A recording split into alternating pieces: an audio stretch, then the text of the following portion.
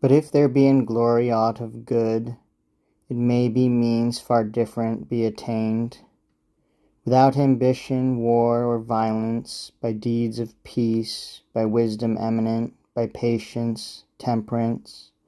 I mention still him whom thy wrongs with saintly patience borne made famous in a land in times obscure. Who names not now with honor patient Job, poor Socrates?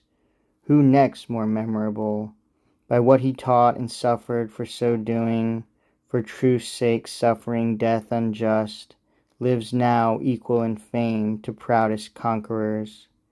Yet if for fame and glory aught be done, aught suffered, if young African for fame his wasted country freed from Punic rage, the deed becomes unpraised, the man at least, and loses, though but verbal, his reward.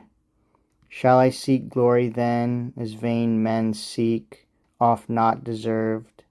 I seek not mine, but his who sent me, and thereby witness whence I am.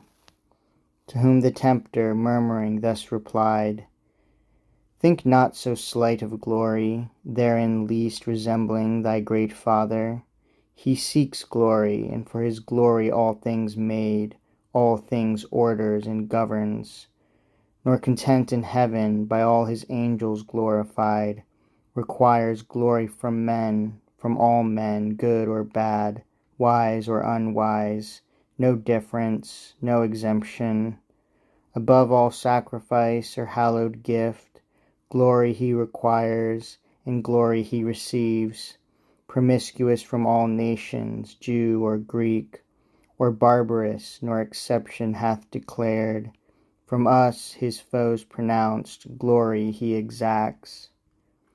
To whom our Saviour fervently replied, and reason, since his word all things produced, though chiefly not for glory as prime end, but to show forth his goodness, and impart his good communicable to every soul freely, of whom what could he less expect than glory and benediction, that is, thanks, the slightest, easiest, readiest recompense from them who could return him nothing else, and not returning that, would likeliest render contempt instead, dishonor, obloquy, hard recompense, unsuitable return for so much good, so much beneficence.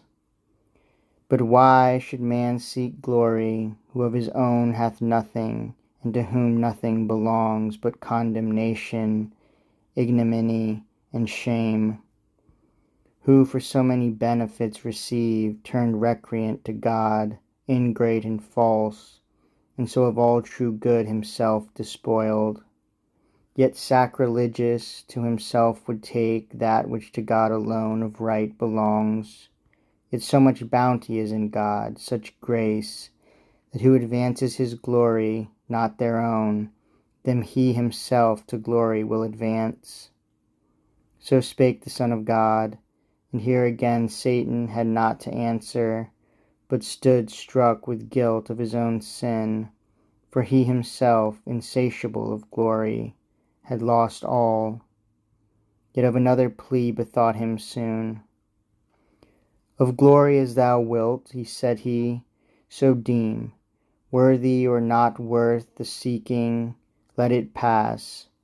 But to a kingdom thou art born, ordained to sit upon thy father David's throne, by mother's side thy father, though thy right be now in powerful hands, that will not part easily from possession won with arms. Judea now and all the promised land, reduced to province under Roman yoke, obeys Tiberius, nor is always ruled with temperate sway. Oft have they violated the temple, oft the law, with foul affronts, abominations rather, as did once Antiochus. And thinkest thou to regain thy right by sitting still, or thus retiring? So did not Maccabeus. He indeed retired unto the desert, but with arms, and o'er a mighty king so oft prevailed, that by strong hand his family obtained, though priests, the crown, and David's throne usurped, with Modin and her suburbs once content. If kingdom move thee not, let move thee zeal and duty. Zeal and duty are not slow, but on occasions forelock watchful wait. They themselves rather are occasion best. Zeal of thy father's house, duty to free thy country from her heathen servitude. So shalt thou best fulfill, best verify the prophets old, who sung thy endless reign. The happier reign, the sooner it begins.